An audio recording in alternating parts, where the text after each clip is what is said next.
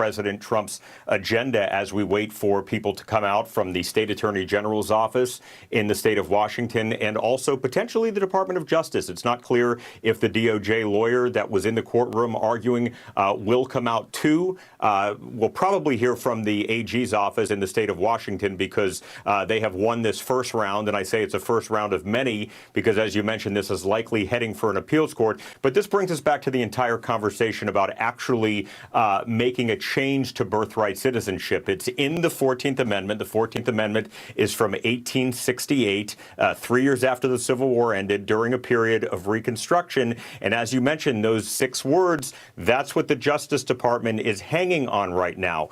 If they lose at the Supreme Court, assuming this does go to the Supreme Court, then there's a conversation about potentially amending the U.S. Constitution. And amending the U.S. Constitution is a difficult process. It takes 2/3 approval in both the House and the Senate and 75% or 3/4 of all the state legislatures. So a lot of different moving parts here. But the bottom line is that this judge was not persuaded by any means by the Justice Department to keep this executive order in play. President Trump's pick to run the Department of Agriculture has appeared for her Senate confirmation hearing. Here's Fox's Jessica Rosenthal. Brooke Rollins was asked by senators like Minnesota's Amy Klobuchar about what the president's likely use of tariffs might mean for farmers, especially if there are retaliatory tariffs. During the first Trump administration, we heard resounding calls from farmers that they want trade, not aid. Rollins said this president is intent on making deals to bring in new trading partners and expand export markets. A new report finds that college enrollment numbers in the U.S. have surpassed pre-pandemic levels. Fox's Tanya J. Powers has this story. The nonprofit National Student Clearinghouse Research Center's latest report shows that total college enrollment was up 4.5% last fall, with more than 18 million students. Some of the biggest increases were in undergrad programs, which showed enrollment levels at more than 28% above 2019 numbers. The report, which is released yearly in January and May, recorded a spike of 5.5% in freshman enrollment, with community colleges growing the most at 7.1%. That increase was mostly from students age 21 and older. Parents and advocates are happy to see the Supreme Court take up a case out of Maryland. Jewish, Catholic, and Muslim parents in Montgomery County, Maryland, want to pull their children from elementary school classes that use books featuring LGBTQ characters. The parents lost at the federal district level as well as the appeals court level. Still, they argue it violates their First Amendment rights to not allow them to remove their child from things that go against the family's religious beliefs. Beckett attorney William Hahn. The grant for review is a very positive sign for the parents that the Supreme Court thinks something went wrong below and they want to reverse it. In final news, NASA is setting out to discover what causes the aurora borealis phenomenon. Here's Fox's CJ Papa. Flying into the northern lights to figure out the heavenly phenomenon. NASA's Goddard Space Flight Center launching 2 missions out of Fairbanks, Alaska. The ground imaging to rocket investigation of auroral fast features, aka giraffe, will launch rockets at so-called fast pulsating auroras, which flash on and off a few times a second, and the other for flickering auroras, which do so up to 15 times a second. The second mission will fire rockets into dark spots or holes in auroras to try and determine what causes them to occur. Teams will track the experiments using ground-based cameras at the launch site and at the downrange observatory about 130 miles to the northeast along the rocket's trajectory. That's all our time for now. Find more news on afn.net. Like us on Facebook and follow us on X. Thanks for listening.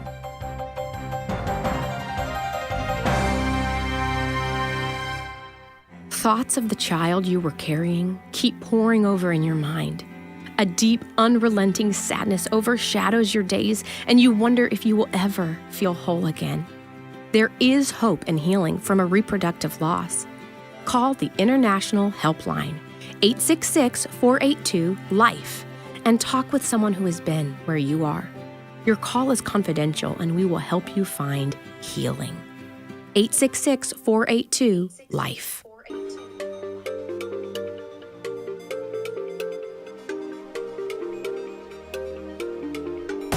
We inform. Religious freedom is about people of faith being able to live out their faith, live out their convictions, no matter where they are. We equip. Sacred honor is the courage to speak truth, to live out your free speech.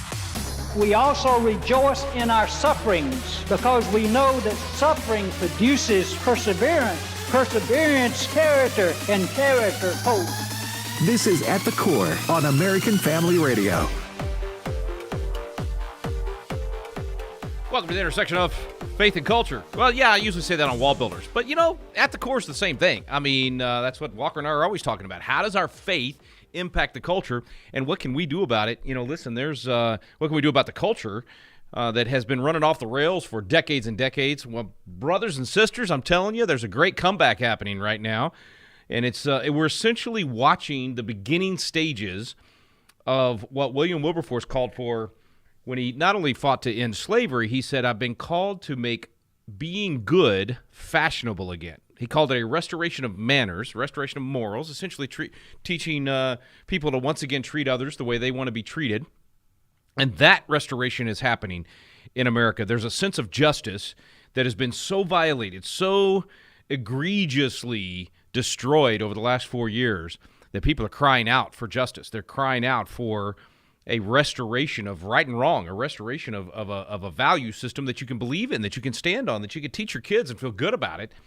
And that's the rebirth that's happening right now in the country. So every one of these actions that Donald Trump is taking, every one of these, not only the nominations that we're seeing, but just the flood of patriots, freedom-loving, God-fearing, Bible-believing, Constitution-adhering patriots that are moving into Washington, D.C., moving into these agencies at the federal level, but also at the state and local level. There's a rebirth there. It's not as palpable yet. I mean, you can feel it right now at the national level, and I think that's where our most important work is going to be in the next few weeks and months, is getting the local patriots to take the necessary actions to make this real at the local level.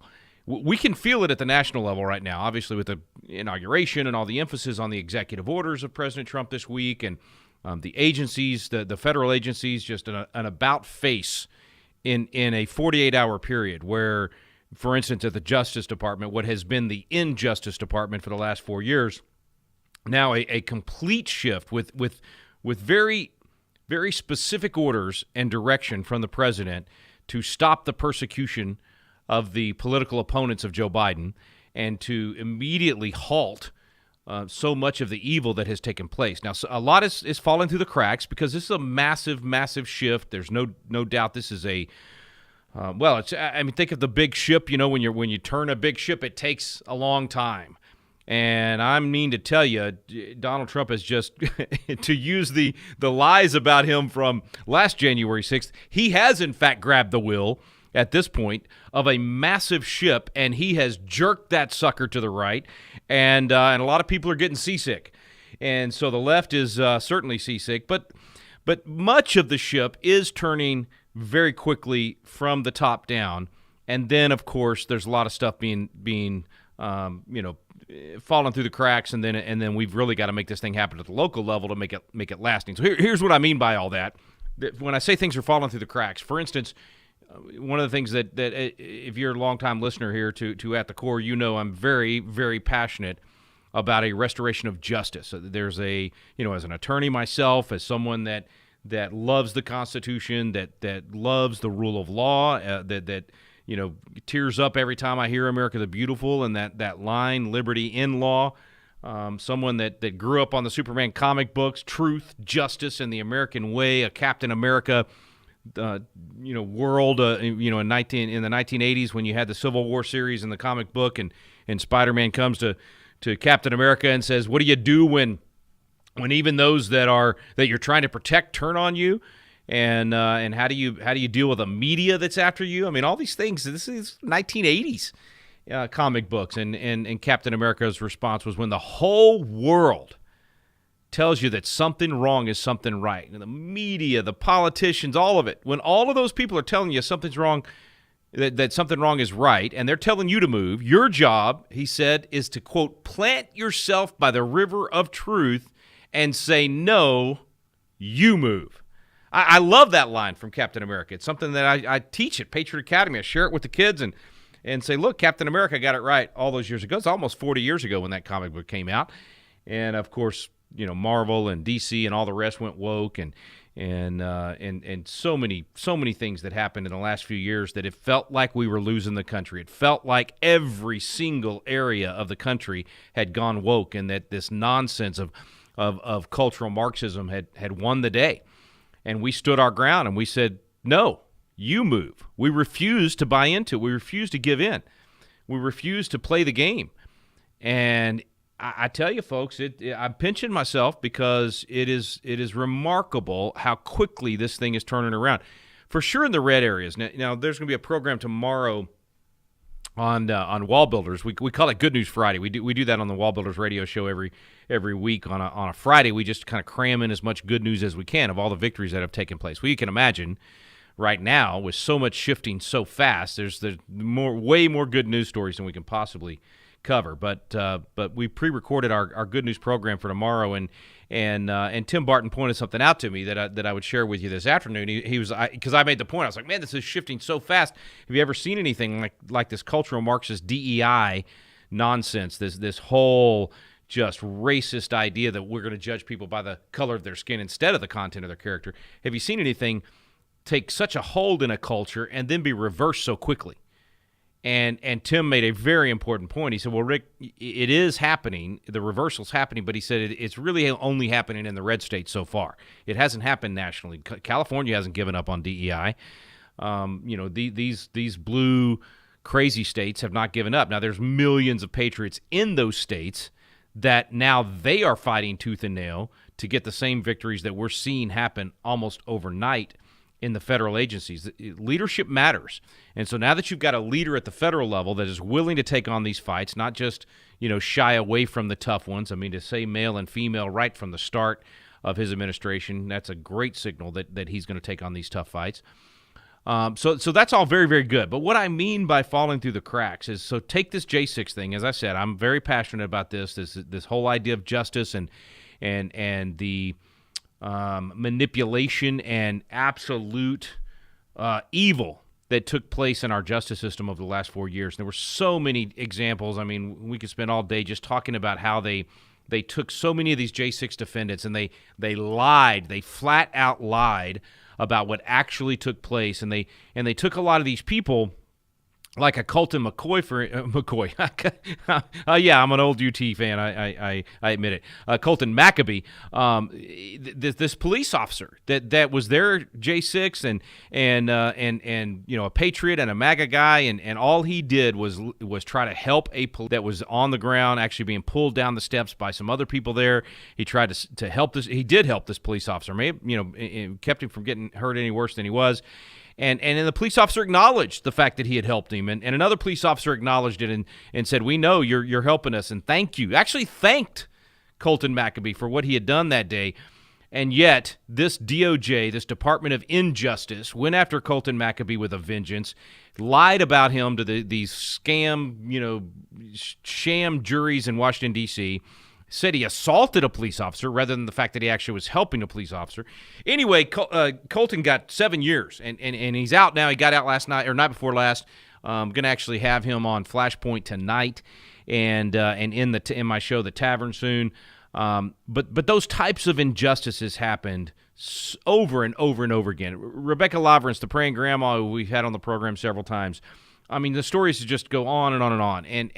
And what I mean by falling through the cracks, Maccabee's home, Rebecca Lavrance, 1,500 roughly pardoned, but there's some of these guys and gals that are still in prison. They're still in the gulag. They're still being abused. They're still being run through the ringer. And even the ones that they were letting out, from what I understand, even the childish just cruelty of the people running the gulag in D.C. They literally would put these people in buses and take them elsewhere in the city to drop them off so that the families and the patriots that were there to receive them, to love on them, to take them to the Waffle House or a steak dinner or go get a beer or whatever they were going to do to celebrate finally being out of prison after 4 years of abuse.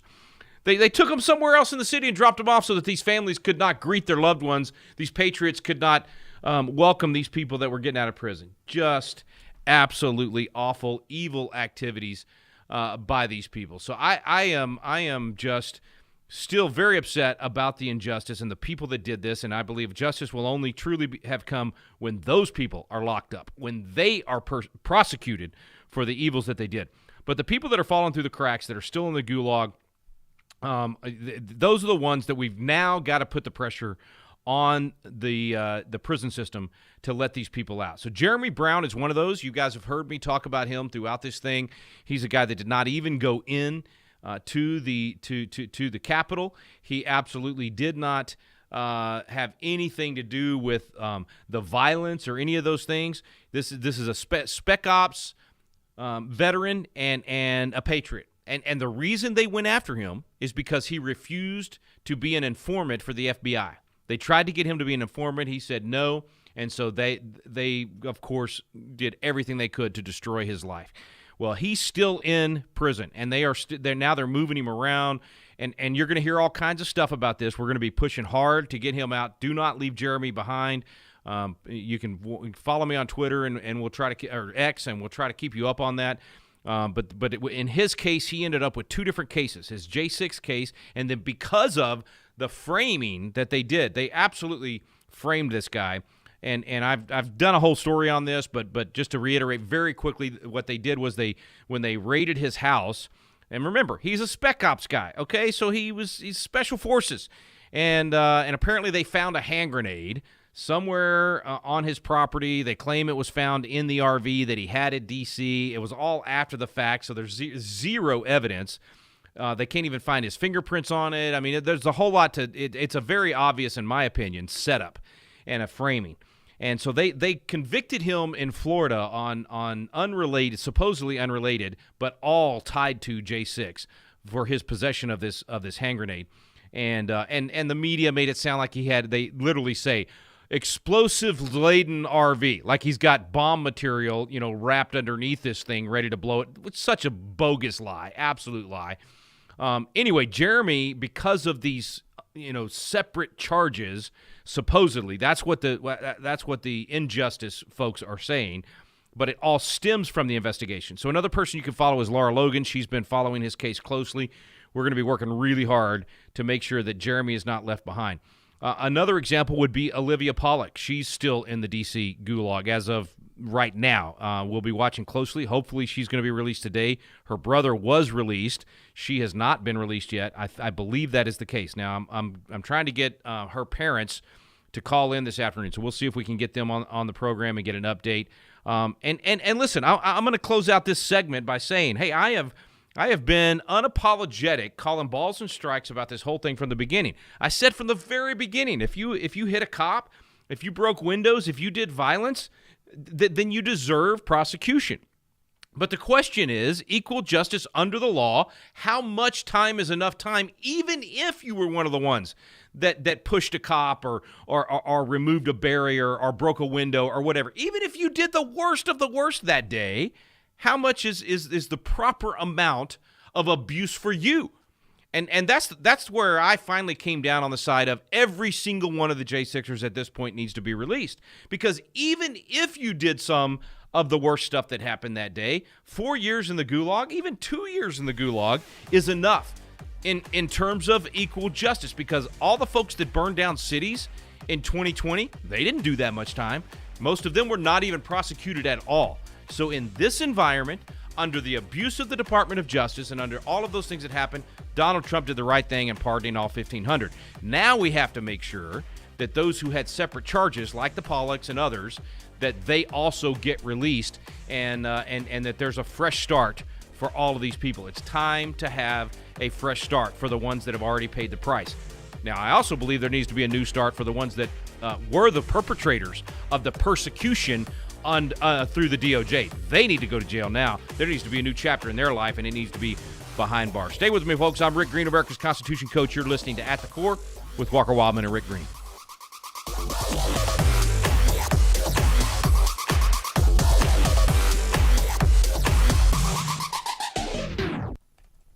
You, however, have followed my teaching, my conduct, my aim in life, my faith, my patience, my love, my steadfastness. My name is Abraham Hamilton III, and this is the Hamilton Minute. Apostle Paul penned his second epistle to Timothy, now an elder in the church at Ephesus, in about 64 or 65 AD while imprisoned in Rome awaiting his imminent execution under Nero. In warning Timothy about the coming perilous times, marked by the increased anti-Christian persecution in the Roman Empire in 64 AD, Paul directed Timothy to his speech and his feet. In speech, Paul gave Timothy priceless biblical instruction. In feet, Paul left Timothy a legacy of lifestyle. Christ following demands consistency between speech and feet. Listen each weekday from 5 to 6 p.m. Central for the Hamilton Corner with Abraham Hamilton III, Public Policy Analyst for the American Family Association. As Christians, how can we even begin to impact others when we live in a culture where truth is relative? It all starts with God's Word. Join us for Activate Summit 2025 at Cadence Bank Conference Center in Tupelo, Mississippi, June 12th through the 14th, 2025. The theme is Biblical Bedrock, building on the authority of Scripture, and it's designed to help you acknowledge the Bible's authority and submit to the clear teaching of Scripture. Hear from Frank Turek. Evolution describes what does behave, not what ought to behave, right? It doesn't give you oughts, it just gives you what does happen. Todd Herman. God always uses evil for good. He is very intentional, and he intentionally chose you to live through times such as these. And more. The main sessions are for ages 13 and up, while Activate Kids is a separate track for ages 6 through 12. Register for Activate Summit 2025 by visiting activate.afa.net/summit. Activate Summit 2025. Activate.afa.net/summit. Hello, everyone. Tim Wildman here with American Family Association and American Family Radio. Hey, our tours for 2025, our spiritual heritage tours of Washington, D.C. and Williamsburg and Boston, they're filling up. They're halfway full now. And we've never had a response quite like this. So what I'm saying is if you want to go with us this year to either Colonial Williamsburg, which includes Jamestown and Yorktown, or Washington, D.C. and all the sites of our nation's capital, including Mount Vernon, or if you want to go with us to Boston and see the Freedom Trail and all the sites of the greater Boston area. If you want to go on these trips with us this year, it's time to check into the information and register so that you make sure you're on one of our tours, the one you want to go on, obviously. So go to the website wildmangroup.com. WILDMON group.com. Hope to see you on one of these in 2025. This is At the Core on American Family Radio with your host, Rick Green.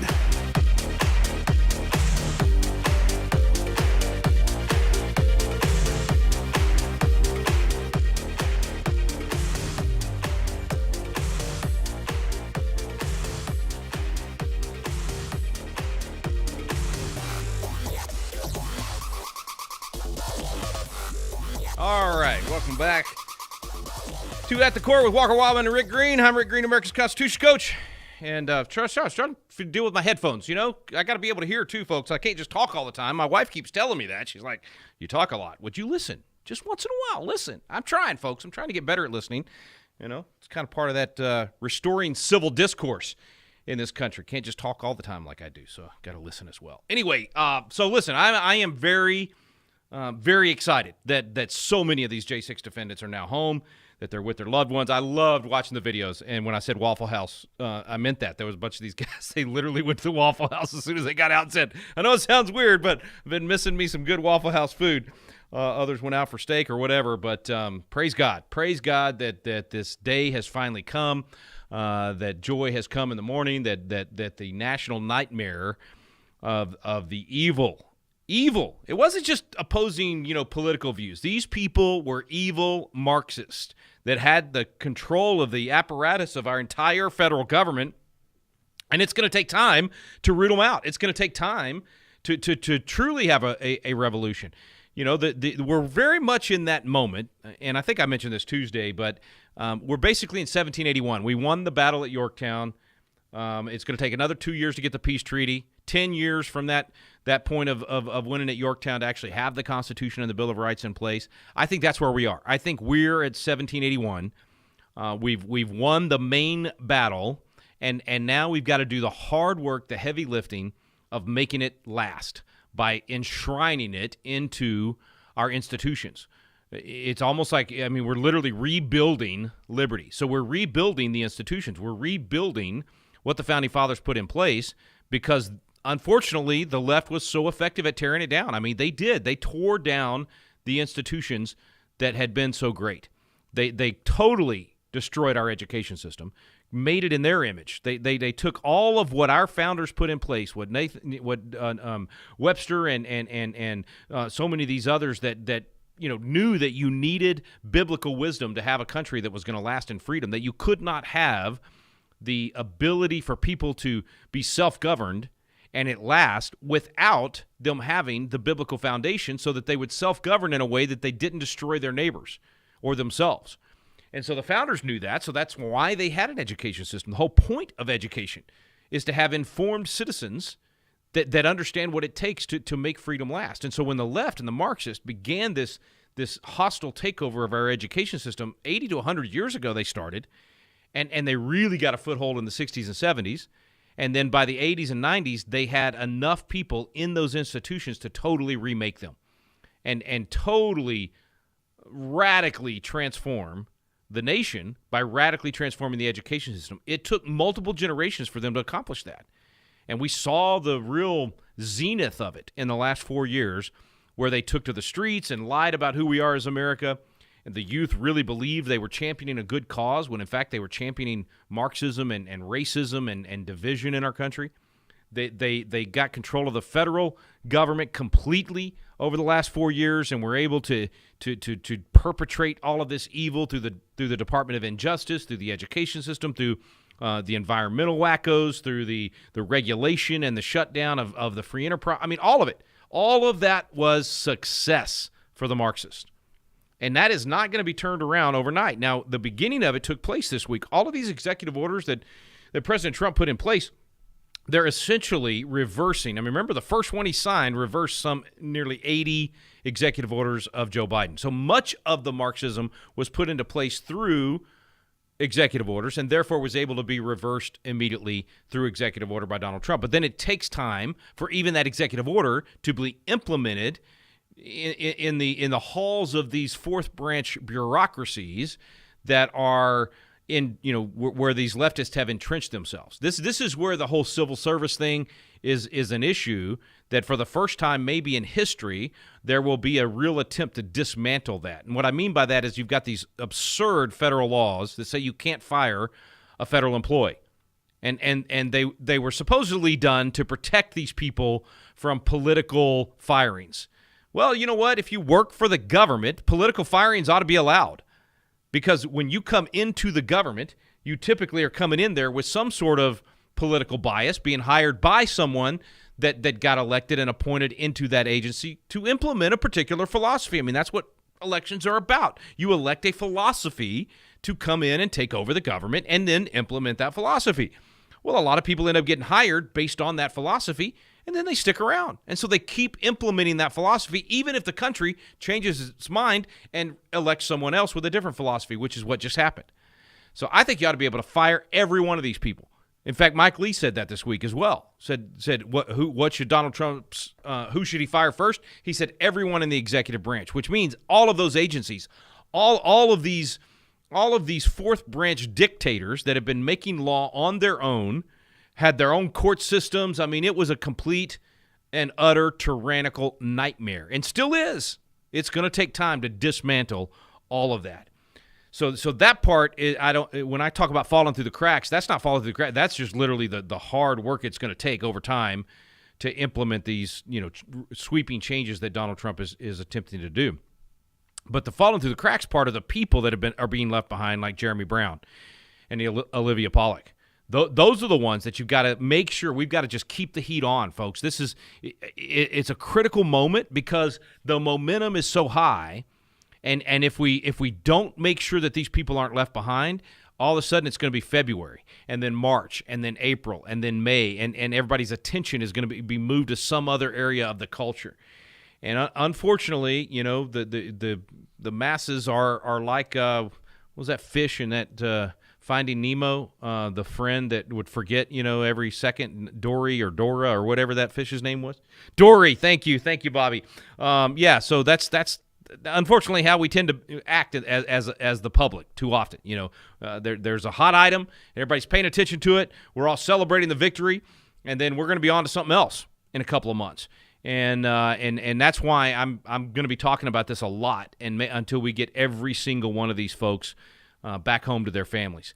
And as I was saying at the beginning of this segment, I fully recognize there are people, and I would put the Pollock brother in this category, that did things that day that he should not have done. He pushed some cops. He picked up the barrier, and there's video of it. So that part's undeniable. Now, did he do all that they claimed that he did? I doubt it, seriously, because they lied about everybody else. I'm sure they lied about him and made it 10 times worse. But everything that he did that day, he's already paid the price for. He's already spent enough time in the gulag and been mistreated and abused. And I would argue, and I don't know the details of Olivia's case, I don't see any video evidence that she did any of those things to that level. And now, granted, I mean, this is, both of them apparently evaded arrest and didn't show up for their trial and ended up having to be tracked down by the FBI, which frankly I think will make a great book someday. So I encourage them to write that. So there's no doubt there's some stuff here. But, okay, the price has been paid, and it's now time for a new day, and it's now time for this is what a presidential pardon is all about. It's now time to wipe the slate clean and give these folks a chance to start their life anew. And I cannot join some of those who might say, pushing a police officer is unforgivable and can all of that. Unforgivable? I mean, are we Christians or not? And should there be prosecution and should there be a payment for doing such a thing? Absolutely. But that's been done. That has been done. And I might go too far on this one, so I'm just going to switch subjects. So I get I don't have the same universal kind of absolute the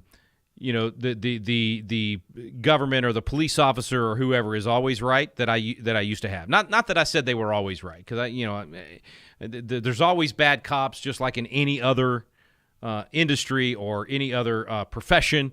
There's always going to be some who are do it the wrong way, and so I don't believe in this universal. It's never it is never okay to fight back or whatever it might be. Now, and part of the reason I'm stuttering around here a little bit because I want to be really careful how I say this. There is you should absolutely teach in your culture and in your society that if a police officer is telling you to put your hands up and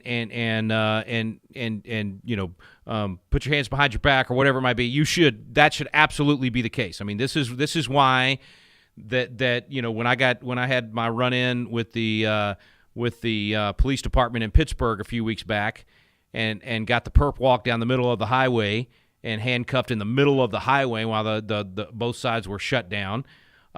This is why I absolutely, as soon as they pulled me over, my hands were out the window, showing them that I was not going to resist, showing them that I didn't have there was nothing for them to be concerned about. I did everything that you're supposed to do when a police officer is telling you, even if they're in the wrong, which it turned out they were in the wrong, and I had not done anything wrong. But it turned out the car I had picked up at Avis the night before had been used in a murder the day before. And so they thought I was the murderer. So, they're coming in guns a-blazing. I had guns pointed in at me from every direction you can imagine. It was a touch-and-go situation, let's just say. And I could have ended up with a lot of holes in me that would have ended me if I had been belligerent or if I'd been, smart aleck about it or whatever.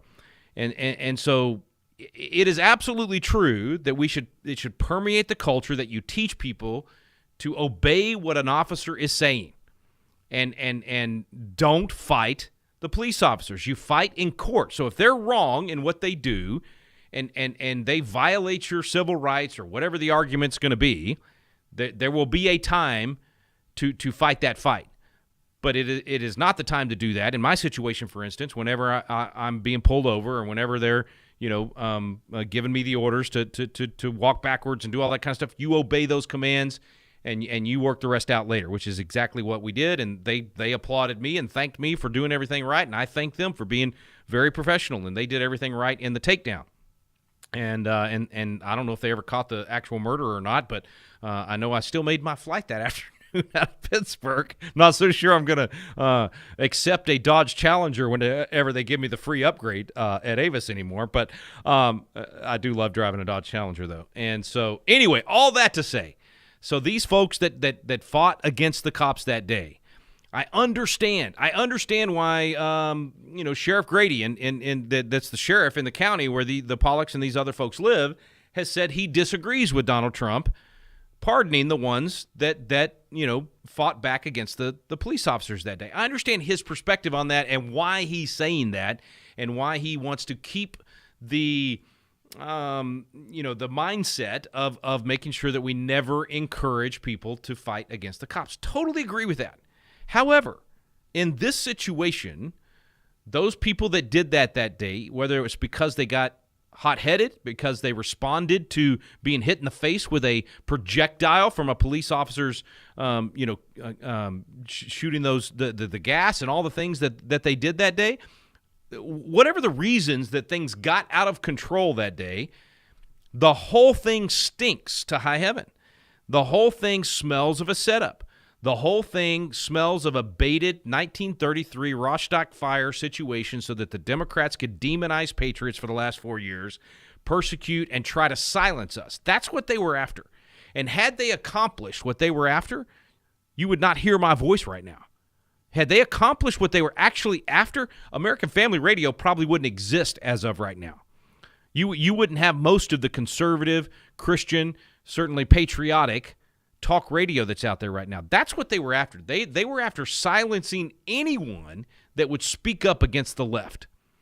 And they almost did it, folks. Don't you remember Joe Biden's speech there in front of Independence Hall with the red, lights and the military presence behind him as he called all of us enemies, as he called all of us a threat to democracy, which we are because this is not a democracy, it's a republic. When he tried to demonize not just Donald Trump, but every single one of us. Let's not forget that. I mean, that was, in fact, what they were after, trying to destroy their political opposition. And so these people like the Pollock kids and a lot of others that ended up doing all this time in the gulag and being so abused and all of that, they paid a heavy price for perhaps responding too heavily to the abuse that took place that day. There was a lot of abuse handed out by police officers that day. There's no doubt about it. And then there were police officers that were just defending themselves.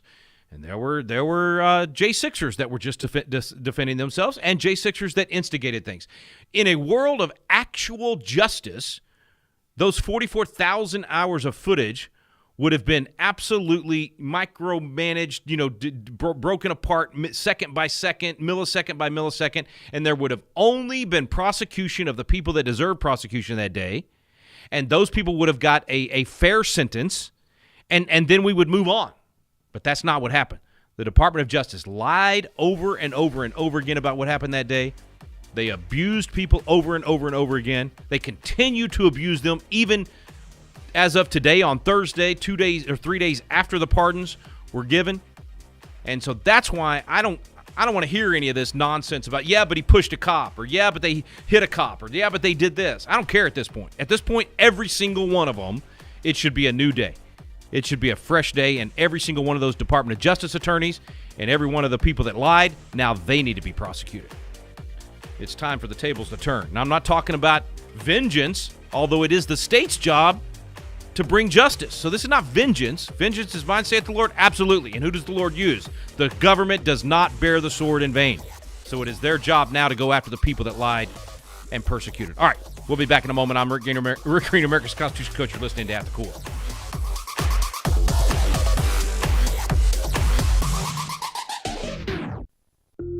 What we believe about the Bible is based on what we believe about its source.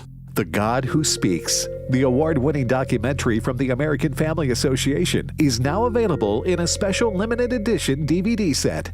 This release includes a Sunday school curriculum and 2 hours of additional footage. Go to thegodwhospeaks.org to get your copy today. thegodwhospeaks.org. The American Family Association's mission is to inform, equip, and activate individuals to strengthen the moral foundations of our culture. We also support the church. Our goal is to be a leading organization in biblical worldview training for cultural transformation. AFA aims to evangelize the lost and disciple the believer. We aim to strengthen biblical marriages and equip parents to raise godly children. Thank you for standing with the American Family Association. Telling Bible-less believers they'll have to wait, that's one of the hardest things we do at Bible League. We've spent the last few weeks telling you about the incredible move of God around the world, meaning that as many as 9 of 10 new believers in the regions of Asia, Africa, the Middle East, and Latin America are denied God's Word. They simply cannot access God's precious promises that you and I can on a daily basis. And so I'm so grateful that we're doing something about it for people like Sibella in the Middle East. She couldn't read only about a year ago, but she can now, and she's praying for a Bible. And then Rohan is in India. He was beaten by extremists when he came to Christ. He's praying for a Bible. Hey, as you begin this new year with a plan to read your Bible, will you remember those who cannot? We're at the end of a months-long campaign to bless 16,000 Bible-less believers. You've done it for 12,000. Will you help us do the final 4,000 by January 31st at $5 a Bible? $100 sends 20? Call 800-YES-WORD. 800-YES-WORD, or give it sendbiblesnow.org. Sendbiblesnow.org. AFA Stream is your source for inspirational, informational, educational, and entertainment video content from American Family Association. You'll find documentaries like Culture Warrior, Don Wildman, and the Battle for Decency. Television in those days would be considered extremely mild as to what's available today. You can access educational curriculum like Body of Evidence. And there the Lord says, the hearing ear and the seeing eye, the Lord hath made even both of them. You'll find titles like Life is a Civil Right from the AFA Cultural Institute. If you're Martin Luther King Jr.'s niece and you were tricked, my goodness, how many more were tricked? Much of the content is free to everyone. Great Commission partners can see even more. And content is being added, so your options are increasing. Visit stream.afa.net and see what you like. AFA Stream, streaming video from American Family Association. This is At the Core on American Family Radio with your host, Rick Green. Welcome back to At the Core with Walker Wildman and Rick Green. I'm Rick Green, America's Constitution Coach. Thanks for staying with me. Ranting a little bit today, I guess. Maybe I ran every day. I don't know, but I'm definitely excited about the new chapter in our nation's life and in our lives, and I'm certainly thankful for the executive orders Donald Trump has signed so far, most of all the 1,500 pardons for the J6ers. But I'm also very concerned about those who have been left behind so far. There's a handful that we cannot forget about. Jeremy Brown tops that list for me because of his specific case and not only his service to our country, but just the way he was framed, the patriotism that he has exhibited throughout this whole thing. He's just, in my opinion, a hero. He's one of those guys that not only needs to be pardoned and released and sent back home, but also given the Medal of Freedom and honored by the president at the White House. Absolutely should happen. And then another couple of folks, the Pollocks, which is a different case. Now, Jeremy didn't even go to the Capitol that day, didn't shove anybody, didn't do anything wrong at all. Listen, there were many that did, that shoved police officers, that broke things, that did things that I've said from that very afternoon of January 6th should be prosecuted. But as I said, they've paid the price. They've done their time. And either we believe in that or we don't. It's kind of like, I feel the same way when it comes to this whole idea that a felon cannot have a firearm. Why do we support that?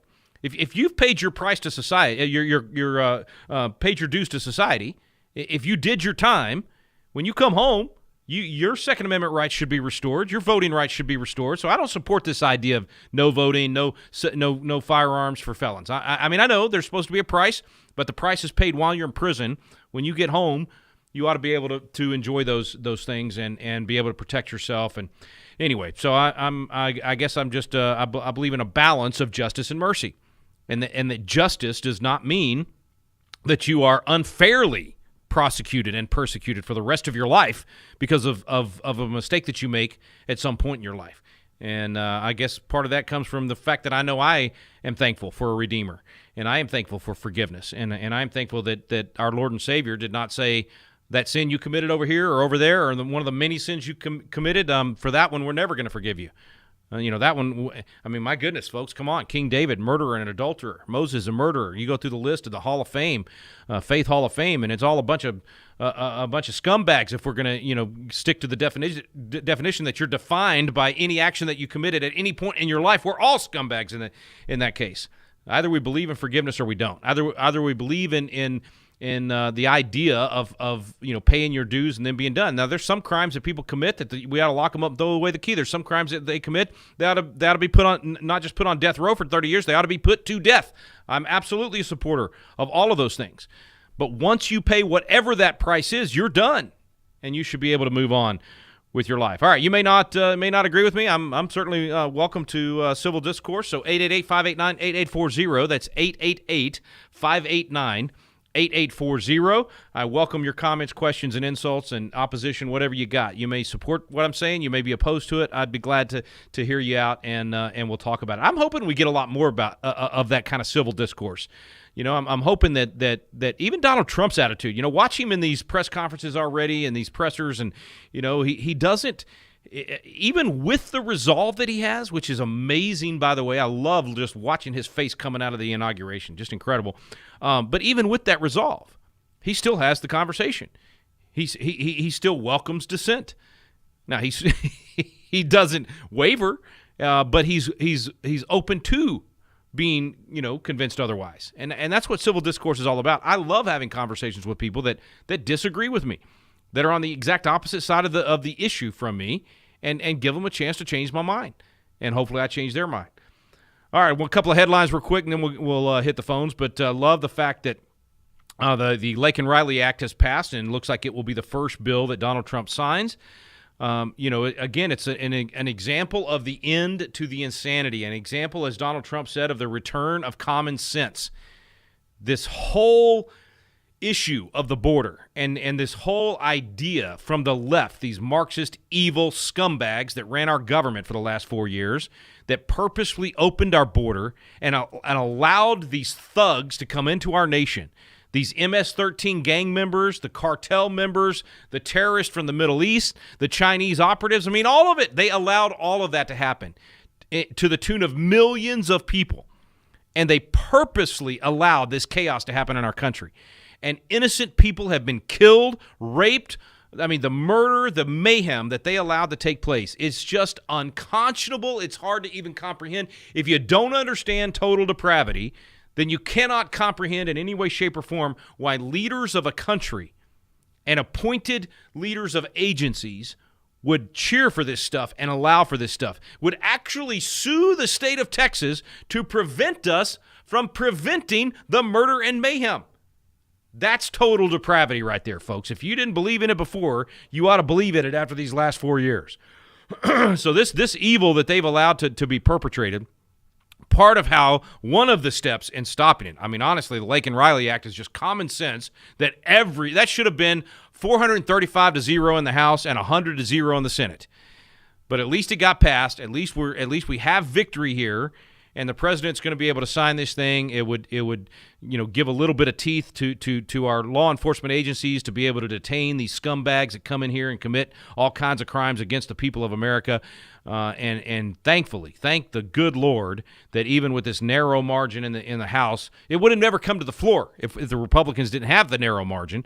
And once they got it to the floor, they actually garnered, I think, about 40 Democrat votes. So it is a bipartisan, you can argue, bill that's been passed. So anyway, it's eventually going to get to the president. Let's see, the Senate, I guess, signed it's a different version. So I don't know. I was a state rep, but I wasn't a federal congressman, so I don't know the process for for how you get the same exact bill passed at both houses at the federal level. I don't know if the way we did it, they have some sort of reconciliation process. We would kind of do the same thing. You'd have a committee that would, if the Senate changed some language or the House changed some language, then you'd have this joint committee that would finally work out the differences in those little pieces of language, and then you'd send that final bill back to the House and the Senate to finally pass the exact same language. So I think that part has still got to take place.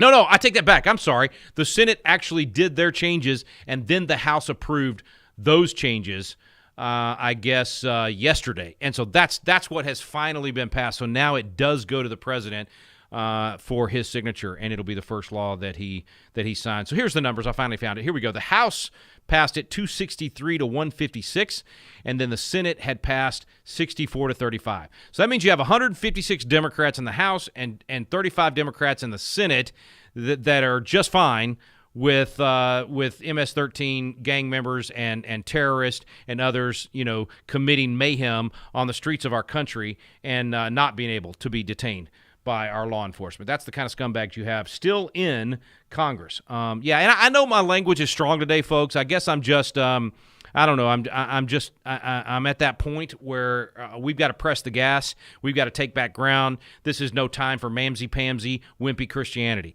This is time for Christians to stand up and say enough is enough. We are taking our country back, and we're going to press the gas and claw back the ground that was taken by these evil people. And we're not mincing words. We're going to be, we're going to be salty. This is no time to be sweet. This is a time to be salt and light. And I mean glaring, blaring light. I'm talking about light that blinds the enemy and removes the darkness quickly. And I'm talking about salt that burns when it's entered into the wound. And so that's the way we need to be right now. That's the way I'm going to be. If you don't like it, find another program. All right, Daniel in Illinois. Go for it, brother. Daniel, you're up first. God bless you, man, for calling in. You got a comment, question, insult? Go for it. I just got a comment. Are they going to do anything about the people that got locked up praying at abortion clinics and the FACE Act? Yes, man. My understanding is that it's on its way. Bevelin is one of the great champions that got put in prison for 3 years. Amazing lady. Most people would recognize her from the BLM riots, not being in the riots. She was on the other side. She's the one that actually got the paint out of the back of her Suburban and went out there and started painting the street that had BLM in the street in either, I can't remember if it was D.C. or New York. I love this lady. I used to share all of her clips. I had her on my program a few times. She's just an awesome, awesome woman, a wonderful voice for freedom and for life. I mean, she's a fantastic pro-lifer. I think if I remember right, she's actually she's kind of like Star Parker. Star Parker was one that had abortions early in her life because that was what she was told to do, and then she became super pro-life as a result of it and has been an absolute champion. And she's so articulate. One of the things I love about Bevelin, she's like she's one of these people that can just, she just rattles it off. Boom, boom, boom, boom, boom. She'll just go down the list, and I love listening to her. Anyway, she has been in jail for over an abuse, again, an absolute abuse of the law. This FACE Act should have never been passed in the first place, but they actually abuse it, and the Department of Injustice has been using it to jail pro-lifers, Bevelin being the most famous of those. And so my understanding is that a pardon is in the works for her and the others. I don't think it has happened yet. It's got to happen, but apparently it's in the works. She has not been pardoned yet. She's not home with her family yet, as far as I know. Someone please call in if I am wrong about that. But she's one of several. There's an elderly lady that's happened to. There's, of course, all these other abuses of the justice system. And so anyway, short answer to your question is yes, some pardons are in the works, and it's coming. Longer answer I just gave you. Okay, let's see. Let's go to Ron in West Virginia. Ron in West Virginia, go ahead, man. You're up next. Okay, yeah. I just want to mention I recently read a book by Robert Morse. He was one of the J6 detainees, and it's extremely informative. Robert Morse. So so Robert Morse, a J6 detainee, is he out? Do you know if he's been pardoned yet? I believe he's out. Yes. Okay. He was a school teacher also. Gotcha. And he was arrested at the last day of school. I can't remember the name of the book. I'm in my 70s, and my memory ain't quite what it used to be. Hey, brother, I'm in my 50s, and my memory ain't what it used to be. I know exactly what you're talking about. Okay, and my producer just said he is out, and he's actually been on the show with Walker. So, but we'll get the name of that book as well. Ron, thank you very much, man. By the way, congrats on your governor there in West Virginia. You've got a new fantastic governor. You had a pretty lousy governor before. Yeah, well, it was a pleasant change. Yeah. Who we had was, he was a Democrat, and he flipped to Republican when he got in, Justice. Yeah. He's one of those. He's one of those guys. Yeah. And y'all sent him to the Senate, unfortunately, but at least you got rid of the Democrat. But this. Man, I'm blanking on your governor's name. Help me out. Morsey? Is it Morsey? Morsey, yeah. Yeah. Morsey. Yeah, he's good, man. I know. Well, he ran against Justice 8 years ago. Oh, I didn't know that. Okay. He ran as a Republican. Justice ran as a Democrat. As soon as Justice got in, I guess he saw it to his behoove. Gotcha. Flip sides, Yeah, but, yeah. My and there was have changed, but there was something he just signed. I'm trying to remember what it was that we were talking about it on our Wall Builders radio program. But anyway, I'm really happy for West Virginia. One of my Patriot Academy grads is a young legislator there. He's only 22 now, 23. And Elias Coop Gonzalez, fantastic member of your legislature, doing a great job. Voted #1 conservative voting record his first 2 sessions. And so anyway, I'm expecting great things from West Virginia. It's going to be one of those places that can carry the banner of what states ought to look like. Okay, not much time left. We'll try to get another call in here. Phil from Texas. Go ahead, Phil. Good to have you back on the program. Thank you. It's nice to talk to you. I just told the lady, the screener, I was so happy with what you'd shared today, and I thought it was so encouraging, and it sounded like you were preaching a sermon, and I thought, boy, preach it, brother. Well, we've got to get this word out. We got to show people this is a spiritual battle, and we need to stay in the fight. Amen, bro. You're so right. Thank you, man. I appreciate you calling in. Appreciate your encouragement and listening to the program as well. And sometimes I guess my rants sound like preaching. I don't know. But Daniel in Louisiana, I think we can get one more in before we're out of time. Go ahead, man. Is this me? Yes, sir. Daniel, you're. Oh, I might have lost you. I think I hit the wrong. Oh, yeah. Let's see. Wait, I might get you back. We're down to about 60 seconds. Go ahead, Daniel. Try to get it in, man. Yeah, I was just going to say that I'm from Louisiana, and I thought she made a statement earlier about all civil servants or all when a regime change comes, to go ahead and it's okay to lay everybody off. And, from going back to the Huey P. Long days and stuff, the heads were very corrupt, and they brought in civil service because they would end up, all these people that were, doing their jobs, keeping the streets clean, enforcing and getting all the work done, they were getting laid off. Right. For family members. And then they're hiring their friends and family. No, I hear you, man. And, I hear you. I hate to cut you off, but we're literally about to hear the bumper music for the end of the program. I appreciate your point. I get it. I mean, that's the history of that thing. But the problem is that it's been used to create an even greater abuse, which is quite literally millions of people on the government dole not even doing real work, or when they're doing real work, they're harassing the American people.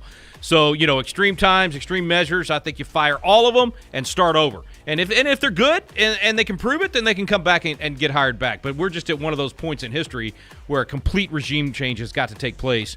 And but I hear you. I hear you on what the reasons were why it was implemented in the first place. Folks, I appreciate you putting up with my ranting today, preaching, whatever you want to call it, and I appreciate you being a part of the program. Be sure to tune in every day. Walker will be back with you tomorrow. You've been listening to At the Core with Walker Wildman and Rick Green.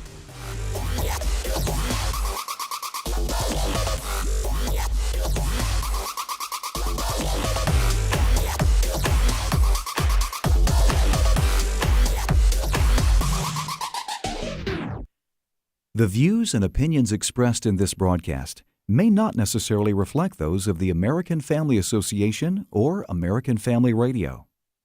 Faith, family, freedom. American Family Radio.